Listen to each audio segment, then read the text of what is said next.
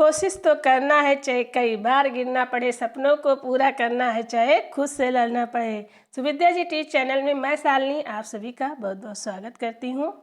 Friends, आहार तथा पोषण से संबंधित प्रश्नों को हम हल कर रहे हैं, जिसमें आज शिशु चिकित्सा एवं छूत रोग से संबंधित प्रश्नों को हल करेंगे।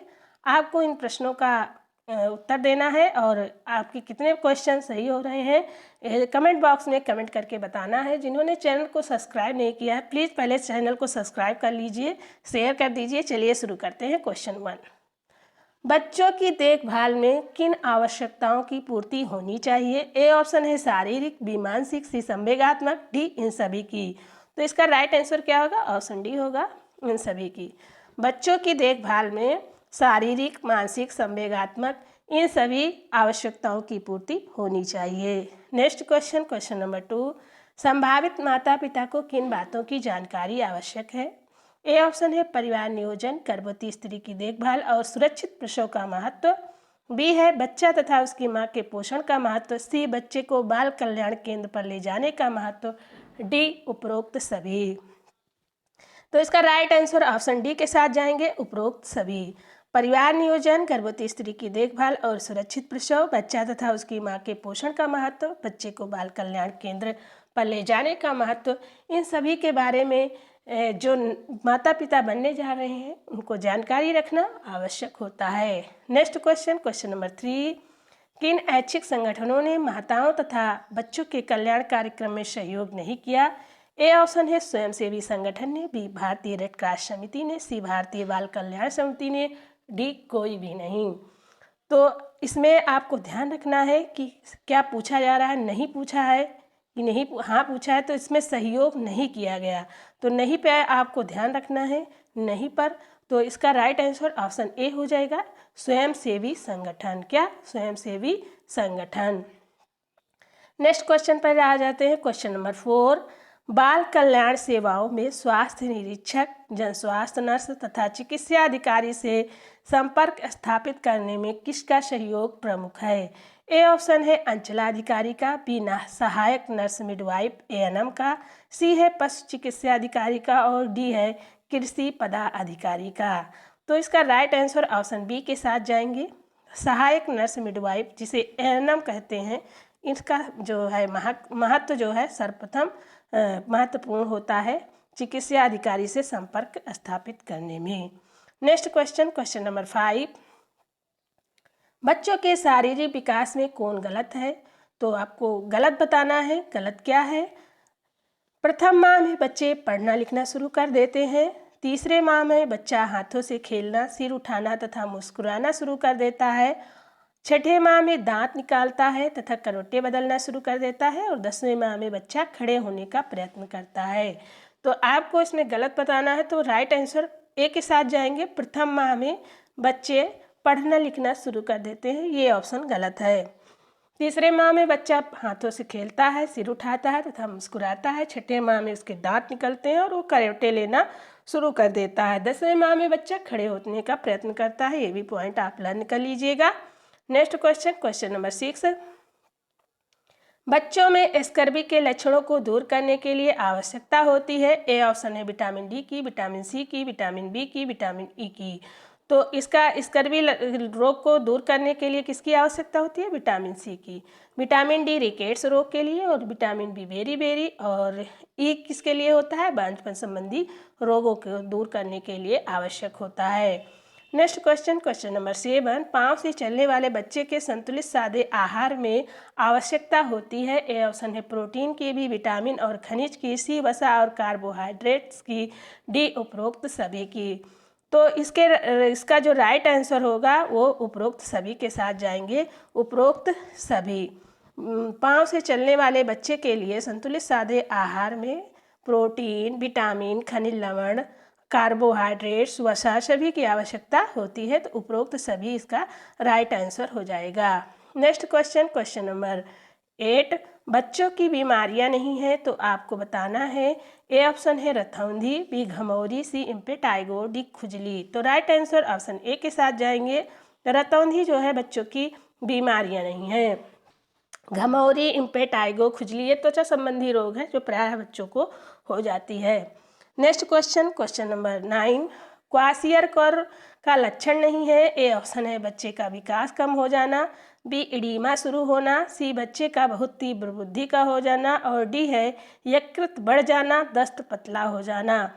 तो नकारात्मकता की ओर कौन सा ऑप्शन है? तो ऑप्शन सी है बच्चे का बहुत तीव्र बुद्धि का हो जाना। ये क्वाशियरकर का लक्षण नहीं है। बच्चे का विकास कम हो जाता है, इसमें इडीमा शुरू हो जाता है और यकृत बढ़ जाता है, दस्त पतला हो जाता है। तो इसके कौन से लक्षण नहीं हैं? तो इसके लक्षण बच्चे का बहुत तीव्र बुद्धि का हो जाना, ये इसका लक्षण नहीं है। Next question number 10, cream infestation के कृमियों के प्रचलित प्रकार नहीं है। तो ए ऑप्शन है गोल क्रीम, बी फीता क्रीम, सी धागा क्रीम या एवं हुक क्रीम, डी है कॉमा क्रीम। तो इसका राइट आंसर क्या होगा? ऑप्शन डी होगा कॉमा क्रीम। कॉमा क्रीम क्या है? ये जो है क्रीम इन्फेस्टेशन के कृमियों के प्रचलित प्रकार में नहीं आता है। गोल क्रीम, फीता cream, round cream, tape cream, ये धागा क्रीम, हुक क्रीम, ये सब क्या है? ये क्रीम के प्रकार हैं जो प्राय बच्चों को ये क्रीम रोग हो जाता है। किसको होता है? बच्चों को हो जाता है। और हुकवर्म के प्रकोप से कौन सा रोग होता है? तो इनीमिया रोग हो जाता है। क्या हो जाता है? इनीमिया। इनीमिया हुकवर्म से हो जाता है। तो ये जो है हुकवर्म किससे होता है? तो इनीमिया जो है हुकवर्म के प्रकोप से होता है, इनीमिया रोग।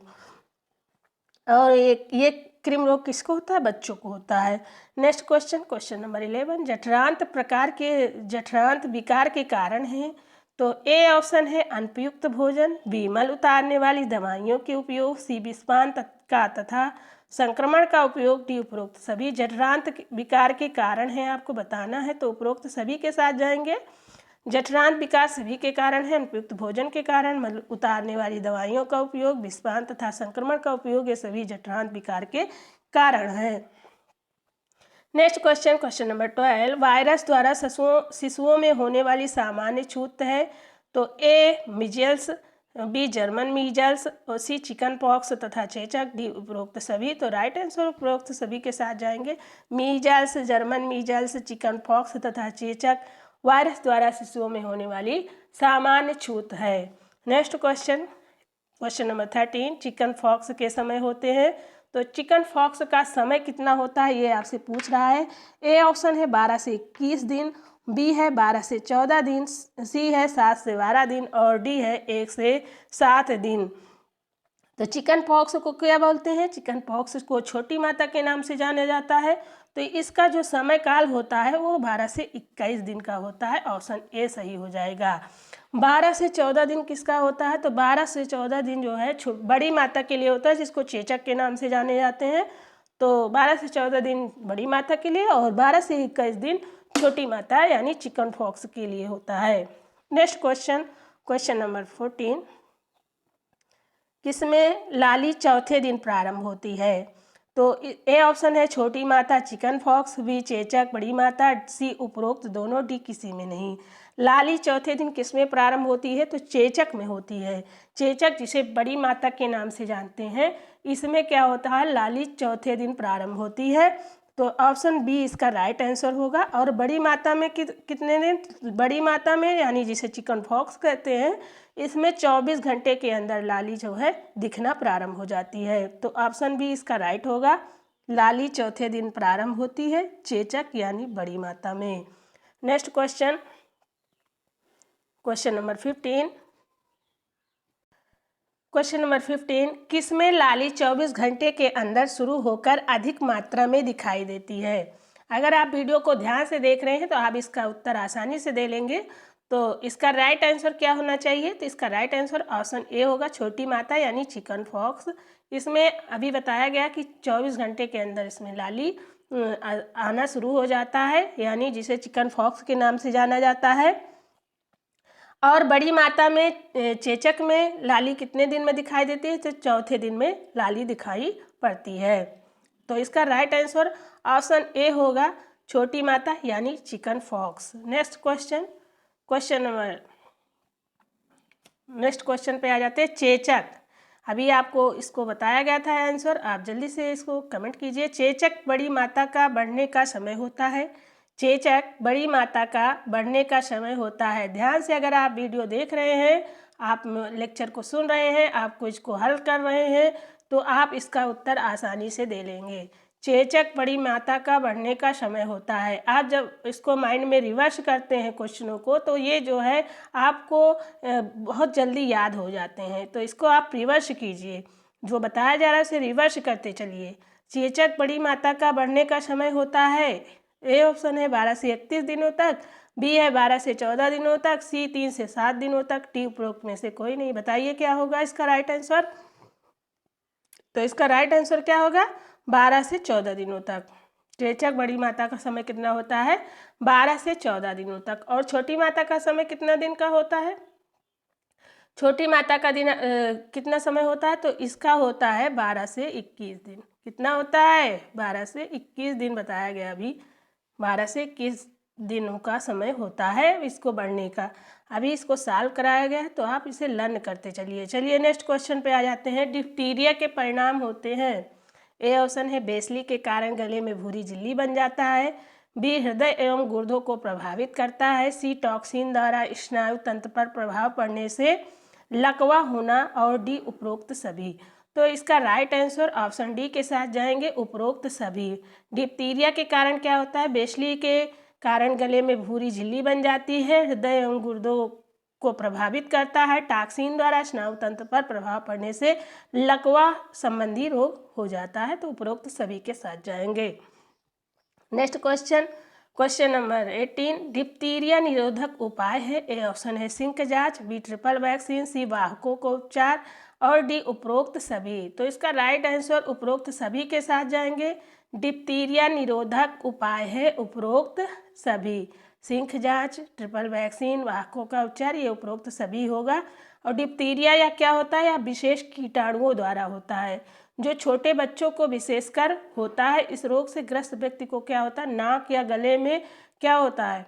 जो नाक और गले के द्वारा जो दूषित वाहक निकलते हैं, रोग निकलते हैं, उसके द्वारा डिप्टीरिया ये रोग हो जाता है। Next question number 19। कौन सा रोग बेसलाई पार्टूसिस द्वारा होता है, जिससे तेज खांसी तथा खांसने के बाद सांस खिंच जाती है?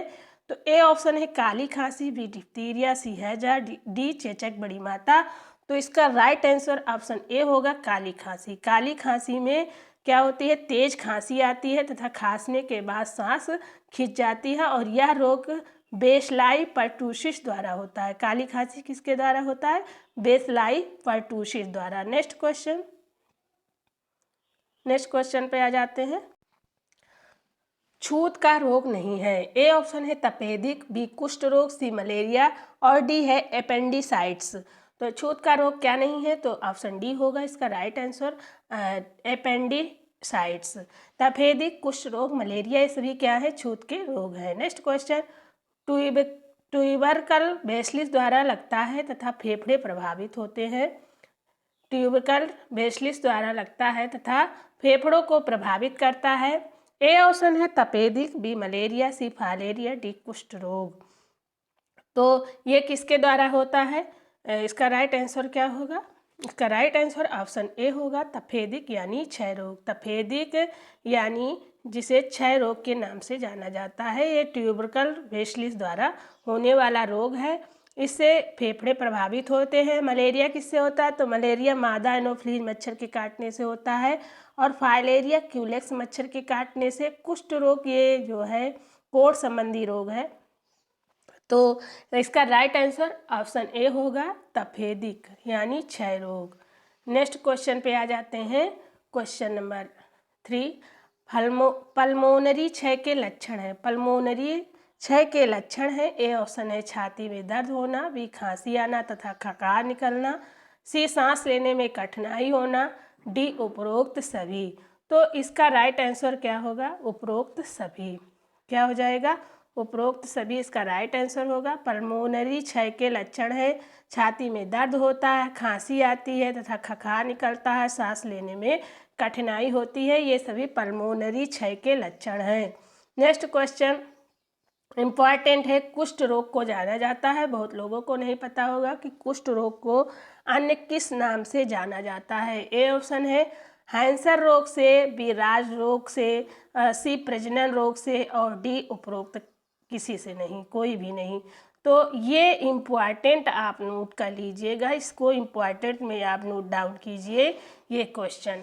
तो इसका राइट आंसर क्या होगा? कुष्ठ रोग को जाना जाता है तो हैंसन रोग के नाम से जाना जाता है। ऑप्शन ए सही होगा, हैंसन रोग के नाम से कुष्ठ रोग को जाना जाता है। नेक्स्ट क्वेश्चन, कुष्ठ रोग के प्रकार नहीं है। ए ऑप्शन है न्यूरल, बी लेप्रोमेट्स, सी रतौंधी, डी कोई भी नहीं। तो इसका राइट आंसर ऑप्शन सी होगा, रतौंधी। न्यूरल, लेप्रोमेट्स ये सभी क्या है? कुष्ठ रोग के प्रकार हैं। नेक्स्ट क्वेश्चन, कुष्ठ रोग के लक्षण है। ए ऑप्शन है संवेदन की अनुभूति का समाप्त हो जाना, नाड़ियाँ बढ़ जाना तथा कोमल हो जाना, त्वचा पर बड़ी ग्रंथियाँ तथा फोड़े होना, डी उपरोक्त सभी। तो इसका राइट आंसर ऑप्शन डी होगा, उपरोक्त सभी। संवेदन की अनुभूति का समाप्त हो जाना, नाड़ियाँ बढ़ जाना, त्वचा पर बड़ी ग्रंथियाँ तथा फोड़े होना, उपरोक्त सभी इसका राइट आंसर होगा। नेक्स्ट क्वेश्चन, मलेरिया होता है, मलेरिया किसके द्वारा होता है? भी बताया गया, मादा एनाफ्लीज मच्छर के काटने से होता है, नर एनाफ्लीज मच्छर के काटने से होता है, क्यूलेक्स मच्छर के काटने से होता है, उपरोक्त किसी से नहीं। तो मलेरिया होता है किससे? तो इसका राइट आंसर किसके साथ जाएंगे? नर एनाफ्लीज मच्छर के साथ जाएंगे या मादा? तो अगर आप ये दोनों सेम सेम कुछ दिख रहे हैं, एनाफ्लीज मच्छर के काटने से, एनाफ्लीज मच्छर के, तो इसका राइट आंसर मादा होगा। क्या होगा? मादा एनाफ्लीज मच्छर के काटने से क्या होता है? मलेरिया होता है। इसको आप ध्यान से थोड़ा ध्यान से पढ़िए। क्यूलेक्स मच्छर के काटने से क्या होता है? तो क्यूलेक्स मच्छर के काटने से फालेरिया नामक रोग हो जाता है। तो राइट आंसर क्या होगा? ऑप्शन ए होगा, मादा एनाफ्लीज मच्छर के काटने से मलेरिया रोग हो जाता है। नेक्स्ट क्वेश्चन, क्यूलेक्स मच्छर के काटने से होता है, भी बताया गया। A option filaria, B malaria, C diarrhoea, D tetanus. तो आप बता ही लेंगे, इसका राइट आंसर ऑप्शन ए होगा, फाइलेरिया। फाइलेरिया किससे होता है? क्यूलेक्स मच्छर के काटने से होता है। मलेरिया किससे होता है?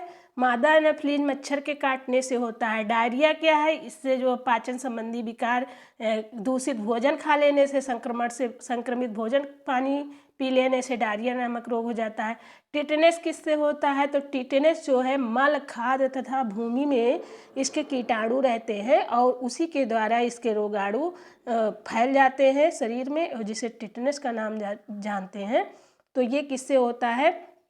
इसके वाहक क्या होते हैं? मल, खाद्य तथा भूमि में रहने वाले कीटाणु, टिटेनस के। तो राइट आंसर फाइलेरिया हो गया। नेक्स्ट क्वेश्चन, फाइलेरिया के उपचार के लिए 3 सप्ताह तक लेनी चाहिए। अब ए ऑप्शन है हेट्राजान गोलियां, बी है सीवाजोल गोलियां, सी मैक्साफार्म गोलियां और डी है कालपोल गोलियां।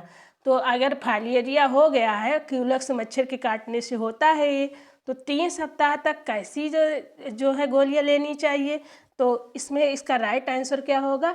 हेट्राजान गोलियां। ऑप्शन ए इसका राइट आंसर होगा। हेट्राजान की गोलियां फाइलेरिया के उपचार के लिए 3 सप्ताह तक लेनी चाहिए। नेक्स्ट क्वेश्चन, केंद्रीय स्नायु प्रबंध प्रभावित होना, पेशियों का तन जाना तथा ऐंठ जाना, सिर बड़ा एवं पीठ टेढ़ी होना आवश्यक लक्षण है। ए ऑप्शन है टेटनस का, बी फाइलेरिया का, सी फाइलेरिया का, डी हैजा का। तो इसका राइट आंसर क्या होगा? केंद्रीय स्नायु प्रबंध क्या होना? प्रभावित होना। ऑप्शन क्वेश्चन एक बार फिर से देख लीजिए। केंद्रीय स्नायु प्रबंध प्रभावित होना, पेशियों का तन जाना एवं ऐंठ जाना, सिर बड़ा एवं पीठ टेढ़ी होना आवश्यक लक्षण है। टिटेनस के, मलेरिया के, फाइलेरिया के या हैजा के। तो इसका राइट आंसर ऑप्शन ए हो जाएगा, टिटेनस के। ये किसके लक्षण हैं? टिटेनस के। नेक्स्ट क्वेश्चन, जैसा कि आप जानते हैं, जब मलेरिया के लक्षण क्या हैं? तो मलेरिया में सर्दी हो जाती है, बुखार हो जाता है और क्या हो जाता है? एनीमिया हो जाता है, और क्या हो जाता है, यकृत बढ़ जाता है इसमें मलेरिया में। और फाइलेरिया के लक्षण क्या हैं, अनियमित रूप से बुखार आता है, लसिका ग्रंथि और वाहिकाओं का सूज जाता, वाहिकाएं सूज जाती हैं, तो ये फाइलेरिया के द्वारा होता है। हैजा क्या है, हैजा में उल्टी होती है, क्या होती है, जिसे हैजा को कालरा के नाम से भी जानते हैं, तो इसमें उल्टी और ये सब होता है, दस्त होता है, तो ये हैजा के लक्षण हैं। तो टिटनेस के लक्षण क्या हैं, केंद्रीय स्नायु प्रबंध प्रभावित होना, पेशियों का तन जाना और ऐंठ जाना, सिर बड़ा एवं पीठ टेढ़ी होना, ये किसके लक्षण हैं, टिटनेस के। नेक्स्ट क्वेश्चन, पशुओं से मनुष्य तक पहुंचने वाला छूत रोग है। ए ऑप्शन है हाइड्रोफोबिया, बी रैबीज, सी मियादी और डी है थुकहा रोग। तो कौन सा इसका राइट आंसर होगा, राइट आंसर ऑप्शन ए के साथ जाएंगे, हाइड्रोफोबिया। पशुओं से मनुष्यों तक पहुंचने वाला छूत रोग हाइड्रोफोबिया है। पशु के छूत के लार से ये रोग होता है, मनुष्य तक पहुंचता है। जब मनुष्य तक पहुंचता है पशुओं के लार से, जब मनुष्यों तक ये पहुंचता है तब इसे हाइड्रोफोबिया के नाम से जानते हैं, इसे हाइड्रोफोबिया कहते हैं। तो इसका राइट आंसर हाइड्रोफोबिया हो गया। नेक्स्ट क्वेश्चन, प्लेग के प्रकार हैं। ए ऑप्शन है ब्यूबोनिक, बी सेप्टिसीमिक, सी है न्यूमोनिक और डी ये सभी। तो प्लेग के प्रकार कौन से हैं, तो राइट आंसर इसका होगा ये सभी। ये सभी प्लेग के प्रकार हैं, ब्यूबोनिक, सेप्टिसेमिक, न्यूमोनिक, ये सभी क्या है, प्लेग के प्रकार हैं।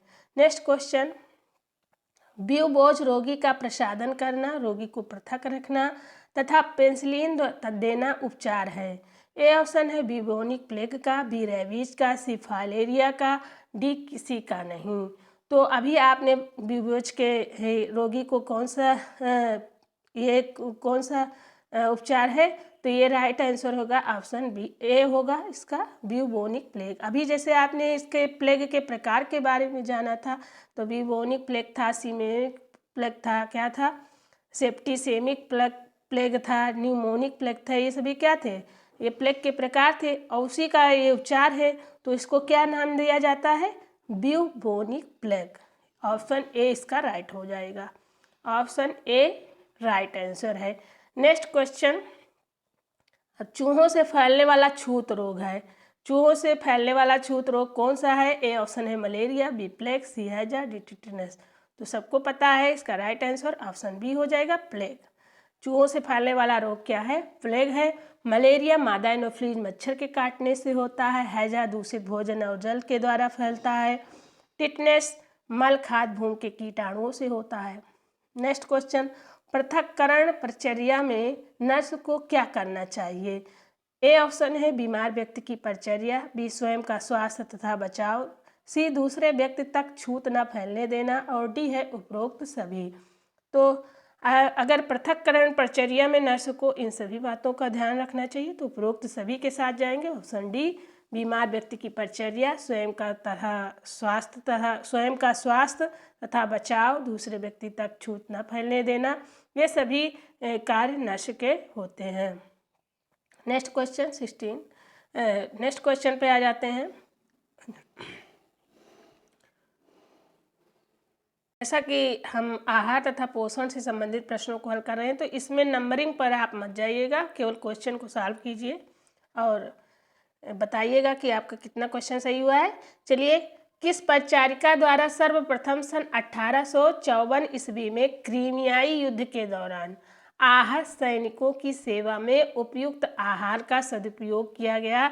तो कौन सी ऐसी परिचारिका थी जिनके द्वारा 1854 में, कब, 1854 ईस्वी में क्रीमियाई युद्ध के दौरान आहत सैनिकों की सेवा आहार के सदुपयोग द्वारा की गई। तो ए ऑप्शन है Florence Nightingale, B William Wills, C Florence William, D इनमें से कोई नहीं। तो इसका राइट आंसर ऑप्शन ए होगा, फ्लोरेंस नाइटिंगेल। फ्लोरेंस नाइटिंगेल कौन थी, विश्व प्रसिद्ध परिचारिका थी जिन्होंने दुनिया को चिकित्सा के आहार के महत्व के बारे में जानकारी दी थी। ये कौन थी, ये विश्व प्रसिद्ध परिचारिका थी फ्लोरेंस नाइटिंगेल, और इन्होंने आहार के उपयोग महत्व के बारे में दुनिया को जानकारी दी थी। नेक्स्ट क्वेश्चन, किस चिकित्सा में डायटीशियन, डॉक्टर तथा परिचारिका तीनों का विशेष योगदान होता है।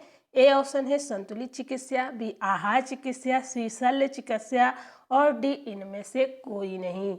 तो इसका राइट आंसर क्या होगा? इसका राइट आंसर ऑप्शन क्या होगा? बी होगा, आहार चिकित्सा में।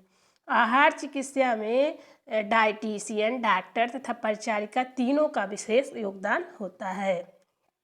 नेक्स्ट क्वेश्चन, निम्नलिखित में से कौन सा आहारीय चिकित्सा का उद्देश्य है?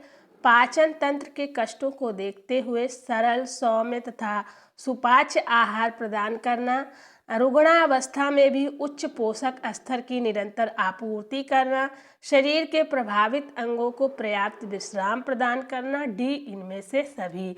तो इसका राइट आंसर ऑप्शन डी के साथ जाएंगे, इनमें से सभी। क्या हो जाएगा? इनमें से सभी।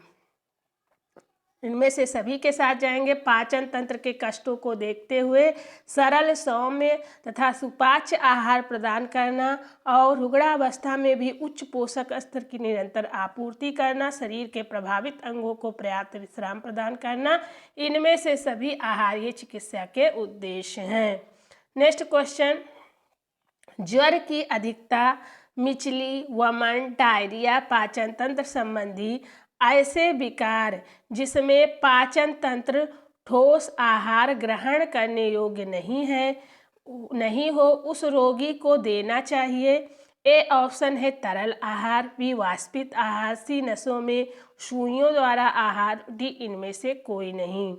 तो इसका राइट आंसर क्या होगा? तरल आहार होगा। ज्वर की अधिकता होगी, मिचली आएगी, वमन, डायरिया, पाचन तंत्र, ऐसे विकार जब पाचन तंत्र में होते हैं तो ठोस आहार ग्रहण करने में वह जो रोगी होता है वह योग्य नहीं होता है, तो ऐसे में उसको तरल आहार देना चाहिए। क्या देना चाहिए? तरल आहार देना चाहिए। नेक्स्ट क्वेश्चन, निम्नलिखित में से कौन सा तरल आहार नहीं है? तो ए ऑप्शन है वानस्पतिक सूप, बी फलों का रस, सी दूध, छाछ, नारियल पानी तथा शरबत, डी भात रोटी। तो तरल आहार कौन सा नहीं है? तो इसका राइट आंसर ऑप्शन डी हो जाएगा, भात रोटी क्या है? तरल आहार नहीं है। वानस्पतिक सूप, फलों का रस, दूध, छाछ, नारियल पानी तथा शरबत, ये सभी क्या है? ये सभी तरल आहार है। तो भात रोटी ये क्या है? तरल आहार नहीं है। नेक्स्ट क्वेश्चन, कोमल आहार के अंतर्गत नहीं आते हैं। तो खिचड़ी नहीं आती, या दलिया, आटे की उबली रोटी, उबले फलों का गूदा, छैना, जैम, जेली, कस्टर्ड, पका आम, केला, पपीता, सिमाई, पिकी आलू, बैगन, परवल। सी ऑप्शन है सब्जियों के चोखे, अंडे से तैयार विभिन्न प्रकार के खाद्य आहार, भात, रोटी, दाल, सलाद आदि। तो इसका राइट आंसर क्या होगा? ऑप्शन डी हो जाएगा। भात क्या है? ये कोमल आहार नहीं है, दाल भी नहीं है, रोटी, सलाद, ये सब, ये ऑप्शन क्या होगा? ये ऑप्शन सही हो जाएगा। भात, दाल, रोटी, सलाद आदि कोमल आहार के अंतर्गत नहीं आते हैं। नेक्स्ट क्वेश्चन, ऐसा आहार जिससे किसी व्यक्ति को मात्र उतनी ही कैलोरी प्राप्त होती है जितनी की आवश्यकता उसे न्यूनतम चयापचय दर को बनाए रखने के लिए आवश्यक होती है, कहलाती है। ए ऑप्शन है न्यून कैलोरी युक्त आहार, बी बहुल कैलोरी युक्त आहार, सी न्यून कैलोरी रहित आहार और डी इनमें से कोई नहीं। तो ऐसे आहार को क्या कहते हैं? ऑप्शन ए कहेंगे न्यून कैलोरी युक्त आहार। न्यून कैलोरी युक्त आहार किसे कहते हैं? ऐसा आहार जिसमें किसी व्यक्ति को मात्र उतनी ही कैलोरी प्राप्त होती है जितनी कैलोरी की आवश्यकता होती है, तो उसे न्यून कैलोरी आहार कहते हैं। और ये न्यूनतम चयापचय दर को बनाए रखने के लिए क्या होती है? आवश्यक होती है। नेक्स्ट क्वेश्चन, उच्च कार्बोहाइड्रेट युक्त पदार्थ होते हैं। ए ऑप्शन है मक्खन, घी, बी पनीर, चॉकलेट, सी मलाई, आइसक्रीम और आलू के चिप्स तथा व्यंजन, डी इनमें से सभी। तो उच्च कैलोरी युक्त आहार ये सभी होते हैं। मक्खन भी होता है, घी होता है, पनीर, चॉकलेट, मलाई, आइसक्रीम, आलू के चिप्स तथा व्यंजन, ये सभी इसका राइट आंसर हो जाएगा। नेक्स्ट क्वेश्चन पे आ जाते हैं। मोटापे के आहार आयोजन में लाभकारी होते हैं। ए ऑप्शन है दही और सब्जियां, बी चुकंदर, फूल गोभी, पत्ता गोभी, खीरा, सी है गाजर, मूली, टमाटर, पालक, तोरई, लौकी, बैगन, डी इनमें से सभी। तो इसका राइट आंसर ऑप्शन डी हो जाएगा, इनमें से सभी मोटापे के आहार आयोजन में लाभकारी होते हैं। दही और सब्जियां, चुकंदर, फूल गोभी, पत्ता गोभी, खीरा, गाजर, मूली, टमाटर, पालक, तरोई, लौकी, बैगन, ये सभी जो है मोटापे के आहार आयोजन में लाभकारी होते हैं।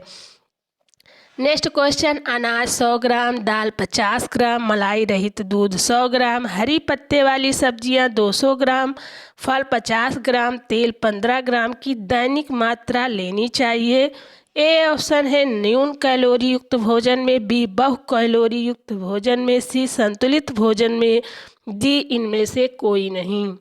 तो इसका राइट आंसर क्या होगा? इसका राइट आंसर होगा, बताइए कब लेना चाहिए? तो न्यून कैलोरी युक्त भोजन में इन सभी को लेना चाहिए। अनाज कितना? 100 ग्राम, और दाल 50 ग्राम, मलाई रहित दूध 100 ग्राम, हरी पत्ते वाली सब्जियां 200 ग्राम, फल 50 ग्राम, तेल 15 ग्राम, इन सब की जो मात्रा ली जाती है वो न्यून कैलोरी युक्त भोजन में ली जाती है। संतुलित भोजन किसे कहते हैं? तो ऐसे आहार जिसमें सभी आहार वर्ग, सभी पोषक तत्व पर्याप्त मात्रा में प्राप्त होते हैं, उसको संतुलित आहार कहा जाता है। इसका राइट आंसर न्यून कैलोरी युक्त भोजन का है। नेक्स्ट क्वेश्चन, आमाशय तथा उसके निचले भाग से जुड़े आंत के भाग ड्यूडेनम में होने वाले रोगों को सामूहिक रूप से कहते हैं। ए ऑप्शन है पथरी, बी पेप्टिक अल्सर, सी बवासीर, डी इनमें से कोई नहीं। तो इसका राइट आंसर ऑप्शन बी हो जाएगा, पेप्टिक अल्सर। क्या हो जाएगा? Peptic ulcer. नेक्स्ट क्वेश्चन, उच्च कैलोरी युक्त आहार में देनी चाहिए। ए ऑप्शन है 3000 से 4000 कैलोरी, बी 2000 से 3000 कैलोरी, सी है 1000 से 2000 कैलोरी, डी इनमें से कोई नहीं। तो उच्च कैलोरी युक्त आहार में देना चाहिए, क्या देना चाहिए? 3000 से 4000 कैलोरी आहार देना चाहिए। नेक्स्ट क्वेश्चन, उच्च प्रोटीन युक्त आहार में प्रतिदिन प्रोटीन देना चाहिए।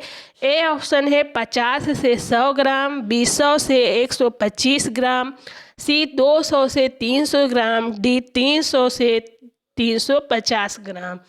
तो इसका राइट आंसर ऑप्शन बी हो जाएगा, 100 से 125 ग्राम उच्च प्रोटीन युक्त आहार में प्रतिदिन प्रोटीन देना चाहिए।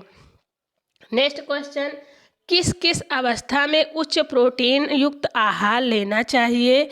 ए ऑप्शन है क्वाशियरकर और इनीमिया एडीमा में, बी है हाइपोप्रोटोमिया और हाइपोग्लाइसेमिया में, और सी जलने तथा कटने के साथ रक्तस्राव होने में, डी इनमें से सभी। तो राइट आंसर इनमें से सभी के साथ जाएंगे। क्वाशियरकर और इनीमिया में, इडीमा होने पर, हाइप्रोटीनीमिया और हाइपोग्लाइसीमिया में, जलने तथा कटने के साथ रक्तस्राव होने पर उच्च प्रोटीन युक्त आहार लेना चाहिए। नेक्स्ट क्वेश्चन, पीलिया से पीड़ित रोगियों को देना चाहिए। ए ऑप्शन है उच्च प्रोटीन युक्त आहार, बी कम वसा युक्त आहार, सी उच्च कार्बोहाइड्रेट युक्त आहार, डी इनमें से सभी। तो राइट आंसर क्या हो जाएगा? इनमें से सभी। पीलिया से पीड़ित रोगी को इनमें से सभी उच्च प्रोटीन युक्त आहार देना चाहिए, कम वसा युक्त और उच्च कार्बोहाइड्रेट युक्त आहार देना चाहिए। नेक्स्ट क्वेश्चन, अजीर्ण के रोगियों के परिहारित आहार है। अजीर्ण के रोगियों के परिहारित आहार है। ए ऑप्शन है मसाले युक्त आहार, बी बिना दूध की चाय, सी नींबू का शरबत, डी सब्जी का सूप। तो इसका राइट आंसर क्या हो जाएगा? अजीर्ण के रोगियों को जो परिहारित मतलब जो परहेज आहार होते हैं, क्या होते हैं? जो परहेज किया जाता है, तो ऐसे रोगियों को मसाले युक्त आहार जो है ये परिहारित आहार हैं। बिना दूध की चाय, नींबू का शरबत, सब्जी का सूप, ये सभी जो है जीर्ण के रोगियों को लेना चाहिए। नेक्स्ट क्वेश्चन, पीलिया से पीड़ित रोगियों का परिहारित आहार क्या है? ए ऑप्शन है चाय और कॉफ़ी, बी क्रीम, मक्खन, तेल और घी, सी प्याज, कटहल, तेल युक्त भोज्य पदार्थ, डी इनमें से सभी। तो इसका राइट आंसर इनमें से सभी हो जाएगा, क्योंकि अगर कोई पीलिया से पीड़ित है तो उसको इन सभी का परहेज करना चाहिए। पीलिया के रोगी को क्या लेना चाहिए, तो उसको गन्ने का रस लेना चाहिए, मौसमी का रस लेना चाहिए, पपीते का रायता हो गया, दही, उबली तरकारी, रोटी, मट्ठा, इन सभी का जो है आहार, इन सभी आहारों को ग्रहण करना चाहिए और इन सभी आहारों से उनको क्या है, परहेज करना चाहिए। नेक्स्ट क्वेश्चन, टाइफाइड रोगियों के परिहारित आहार क्या है, तो अचार और चटनी है, दूध और बिस्किट, मौसमी का रस और मक्खन, डी है अंडे की पोच, टोस्ट तथा रोटी और दाल सूप। तो टाइफाइड के लिए क्या परहेज है, तो उनके लिए ऑप्शन ए हो जाएगा अचार और चटनी। अचार और चटनी ये उनके परिहारित आहार है। दूध और बिस्कुट, मौसमी का रस और मक्खन, अंडे की पोच, टोस्ट तथा रोटी और दाल सूप, ये शायद टाइफाइड के रोगी ले सकते हैं अपने आहार में। नेक्स्ट क्वेश्चन, उच्च कैलोरी युक्त आहार है, तो रोटी, पराठे और पूरियां हैं, बिस्कुट, सेवई और खीर है, कोफ्ते, पकौड़ी और सभी मीठे फल हैं, डी इनमें से सभी। तो इसका राइट आंसर इनमें से सभी हो जाएगा। उच्च कैलोरी युक्त आहार पूछ रहा तो रोटी, पराठे और पूरियां भी हो जाएंगी, बिस्कुट, सेवई, खीर, कोफ्ते, पकौड़ी और सभी मीठे फल क्या है, उच्च कैलोरी युक्त आहार है। किस प्रकार के आहार में भोजन की मात्राएं कम की जाती हैं, तो ए ऑप्शन है न्यून कैलोरी युक्त आहार, बी उच्च कैलोरी युक्त आहार, सी उच्च प्रोटीन युक्त आहार, डी है पीलिया से पीड़ित रोगियों के आहार। तो किस प्रकार के आहार में भोजन की मात्राएं कम की जाती हैं, न्यून कैलोरी युक्त आहार में। किस में, न्यून कैलोरी युक्त आहार में। ऑप्शन ए इसका राइट आंसर हो जाएगा, ऑप्शन ए। नेक्स्ट क्वेश्चन, आहार चिकित्सा में प्रयुक्त आहार को कहते हैं। ए ऑप्शन है चिकित्सकीय आहार, बी रोगी आहार, सी आहार विज्ञान, डी कोई भी नहीं। तो आहार चिकित्सा में अगर कोई आहार प्रयुक्त हो रहा है तो उसे चिकित्सीय आहार कहेंगे। क्या कहेंगे, चिकित्सीय आहार। रोग विमुक्त स्वास्थ्य एवं रोगों को बढ़ने से रोकने के लिए निर्मित सामान्य आहार को रोगी की अवस्था एवं रोग की अवस्था अनुसार परिवर्तित करने की प्रक्रिया कहलाती है। ए ऑप्शन है चिकित्सीय आहार, बी आहार चिकित्सा, सी आहार विज्ञान, डी कोई भी नहीं। तो इसका राइट आंसर क्या हो जाएगा, आहार चिकित्सा। राइट आंसर ऑप्शन बी होगा, आहार चिकित्सा। रोग विमुक्ति स्वास्थ्य एवं रोगों को बढ़ने से रोकने के लिए निर्मित सामान्य आहार को रोग की अवस्था एवं रोगी की अवस्था एवं रोग की अवस्था अनुसार परिवर्तित करना आहार चिकित्सा कहलाती है। नेक्स्ट क्वेश्चन, आहार चिकित्सा में किसका योगदान नहीं होता, तो ए ऑप्शन है डायटीशियन का, बी डॉक्टर का, सी परिचारिका का, डी गृहस्वामी का। तो किसका योगदान नहीं होता है, राइट आंसर ऑप्शन डी के साथ जाएंगे, गृहस्वामी का इसमें योगदान नहीं होता है। नेक्स्ट क्वेश्चन, किसकी भूमिका आहार चिकित्सा में अधिक महत्वपूर्ण है। ए ऑप्शन है डॉक्टर का, बी डायटीशियन, सी परिचारिका, डी किसी का भी नहीं। तो राइट आंसर परिचारिका हो जाएगा, ऑप्शन सी। किसकी भूमिका आहार चिकित्सा में अधिक महत्वपूर्ण है, परिचारिका की। नेक्स्ट क्वेश्चन, चिकित्सीय आहार आयोजन करते समय किन सिद्धांतों का पालन करना आवश्यक नहीं है। ए ऑप्शन है रोग का प्रकार, बी है रोग की अवधि, सी रोगानुसार भोज्य पदार्थों का चुनाव और डी रोग की आर्थिक परिस्थिति नहीं देखना, रोगी की आर्थिक परिस्थिति नहीं देखना। तो चिकित्सीय आहार आयोजन करते समय हमें रोग की जो रोगी है उसकी आर्थिक इस परिस्थिति को नहीं देखना। राइट आंसर ऑप्शन डी हो जाएगा, रोगी की जो रोगी है उसकी आर्थिक स्थिति को नहीं देखना, रोगी की आर्थिक स्थिति को नहीं देखना। इसका राइट आंसर ऑप्शन डी हो जाएगा, आर्थिक स्थिति को नहीं देखना, नहीं देखना, इसका राइट आंसर हो जाएगा। Option D. क्या हो जाएगा? Option D. नेक्स्ट क्वेश्चन, आहार चिकित्सा में कौन से स्वरूपों में आहार नहीं दिया जाता है? तो इसका राइट आंसर आपको, आहार चिकित्सा में कौन से स्वरूपों में आहार नहीं दिया जाता? ए ऑप्शन है पूर्ण तरल आहार, बी पूर्ण कठोर आहार, सी तरल आहार, डी मृदु आहार। तो इसका राइट आंसर पूर्ण कठोर आहार हो जाएगा, ऑप्शन बी हो जाएगा पूर्ण कठोर आहार। नेक्स्ट क्वेश्चन, पूर्ण तरल आहार में दाल किस तरह की देनी चाहिए? ए ऑप्शन है मूंग की, बी चना की, सी अरहर की, डी केसारी की। तो राइट आंसर ऑप्शन ए हो जाएगा मूंग की। पूर्ण तरल आहार में जो दाल होती है वो मूंग की देनी चाहिए। नेक्स्ट क्वेश्चन, किस आहार में परस्पर भोज्य पदार्थों को मिलाकर पौष्टिक बनाया जाता है? ए ऑप्शन है मृदु आहार, बी तरल आहार, सी सौम्य आहार, डी कोई भी नहीं। तो इसका राइट आंसर ऑप्शन ए हो जाएगा मृदु आहार। मृदु आहार जो है परस्पर भोज्य पदार्थों को मिलाकर पौष्टिक बनाया जाता है। जैसे कि मृदु आहार किसे कहते हैं? जैसे मूंग की दाल हो गई, ये सब क्या है? मूंग की दाल क्या है? मृदु आहार है, तो इसे ही आहार कहते हैं। इसमें विभिन्न जो भोज्य पदार्थ हैं इनको मिलाकर पौष्टिक बनाया जाता है। और तरल आहार क्या है? तो ये जैसे रोगी की स्थिति होती है उसमें वो ठोस आहार ग्रहण नहीं कर सकते हैं, तो उसमें उन्हें तरल आहार दिया जाता है। और ये आहार सीधे आमाशय में रबड़ की पतली नली के द्वारा पहुंचाया जाता है, उसे क्या कहते हैं? तरल आहार कहते हैं। नेक्स्ट क्वेश्चन, वैसा आहार जिसे बिना चबाए ही निगला जा सके वह कहलाता है, वह क्या कहलाता है? मृदु आहार कहता है।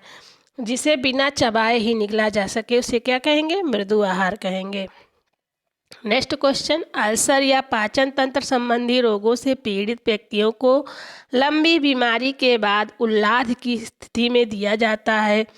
तो ए ऑप्शन है सौम्य आहार, बी मृदु आहार, सी पूर्ण तरल आहार, डी तरल आहार। तो अल्सर या पाचन तंत्र से संबंधी रोगों से पीड़ित व्यक्तियों को लंबी बीमारी के बाद उल्लाध की स्थिति में क्या दिया जाता है? सौम्य आहार दिया जाता है। सौम्य आहार कैसा आहार होता है?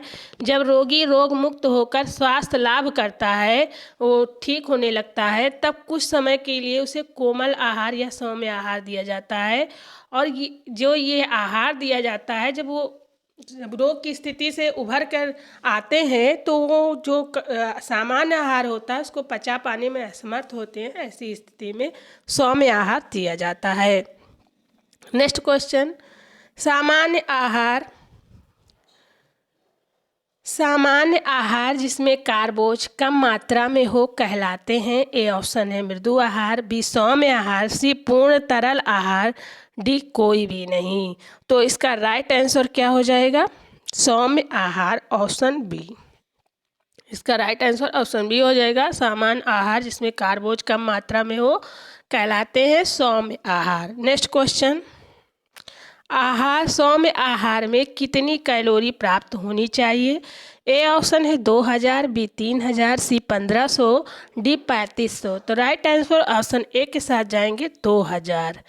नेक्स्ट क्वेश्चन, तीव्र ज्वर के बाद उल्लाध अवस्था में स्वास्थ्य लाभ के समय रोगी को किस प्रकार का आहार देना चाहिए? ए ऑप्शन है उच्च कैलोरी तथा निम्न प्रोटीन युक्त आहार, और बी है उच्च कैलोरी तथा उच्च प्रोटीन युक्त, सी निम्न कैलोरी तथा उच्च प्रोटीन युक्त। तो कैसा आहार देना चाहिए? उच्च कैलोरी तथा उच्च प्रोटीन युक्त, ऑप्शन बी इसका राइट आंसर होगा, उच्च कैलोरी तथा उच्च प्रोटीन युक्त आहार। नेक्स्ट क्वेश्चन, ज्वर से पीड़ित वयस्क व्यक्ति के आहार में कितनी कैलोरी देनी चाहिए? ए ऑप्शन है 3000, बी 2700, सी 2500 और डी है 2000।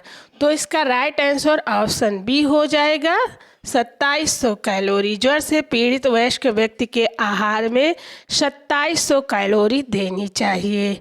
नेक्स्ट क्वेश्चन, 600 ग्राम कार्बोहाइड्रेट किस रोग से पीड़ित वयस्क को लेना चाहिए? ए ऑप्शन है ज्वर से, बी मधुमेह से, सी अल्सर से, डी कब्जियत से। तो 600 ग्राम कार्बोहाइड्रेट किससे लेना चाहिए? ज्वर से पीड़ित वयस्क व्यक्ति को लेना चाहिए, ज्वर से पीड़ित वयस्क व्यक्ति को लेना चाहिए। नेक्स्ट क्वेश्चन, सोते समय रात्रि में दूध किस आहार में देना चाहिए। जब आप सोने जाते हैं तो आपको किस प्रकार का दूध आहार में लेना चाहिए। ए ऑप्शन है न्यून कैलोरी युक्त आहार, बी न्यून प्रोटीन युक्त आहार, सी कैलोरी बहुल आहार, डी कोई आहार नहीं। तो इसका राइट आंसर कैलोरी बहुल आहार हो जाएगा। क्या हो जाएगा? ऑप्शन सी हो जाएगा, कैलोरी बहुल आहार इसका राइट आंसर है। ये था आज का आहार तथा पोषण से संबंधित कंप्लीट वीडियो। अब आपका नेक्स्ट वीडियो किस पे होगा? मानव शरीर संरचना पर, जिसके क्विज सॉल्व करेंगे। चलिए नेक्स्ट वीडियो में फिर मिलते हैं। वीडियो को देखने के लिए आप सभी को बहुत बहुत धन्यवाद। Thank you watching this video.